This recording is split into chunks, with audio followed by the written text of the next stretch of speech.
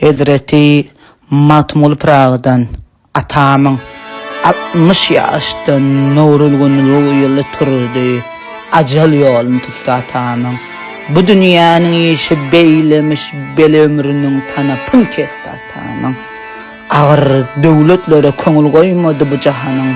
Eşretini söymedi. Eski şallan artık düşüş giymedi. Ahiret öyle bollu kastı atamın. Didi dünya durmadı ömre bakıyor günlüdür oda. İyice olsa okuyor münkür bilmez. Muhlislerin şek yok eylemler destidir. Desti atamın. Görmesem söylemez oy bilen çennen maksadına yeteri kılan çennen. Yar melekten yar setinden mücevhersiz olmaz. Üstü atamın. Nukuba diyerler üçlerin uğraştı çiltenine atamın adarım düştü. Nücaba barsam heftenlere karıştı. Abdullah'dır çın peyvest atamın. Elem içire adam kalmadat gelir bu sarılardan. Cahan halkiyat gelir. Cay cennet içire gökte şat gelir yerde. Hoşvak yatar posta atamın. Maltım olu gizli sırrın bar içte kamil tapsan.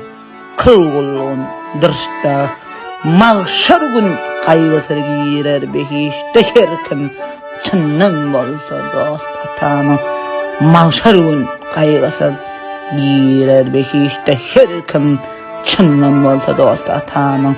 Herkim çınnan bolsa dost atamın. Kakamdan 54 yaşında bir zalim kakan Allah'ım beni ayıra salma kakamdan.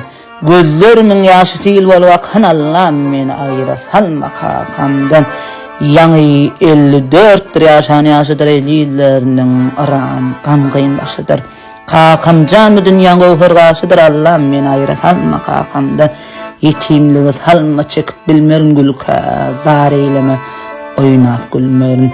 Başa salma men gözüm sülmerin Allah'ım men ayıra salma kakamdan. Aman Murat can yerler adına değme Allah canımı gövünç adına. Badavatma ömür bariyan badına Allah'ım men ayıra salma kakamdan. Resul verdi ayıra düşme atadan atı terbiyesi sen katadır. Oruçu kıvlam sen hop atadan Allah'ım men ayıra salma kakamdan. Koruçu kıvılam sen hop hatadan Allah'ım men ayıra salma kakamdan. Allah'ım men ayıra salma kakamdan.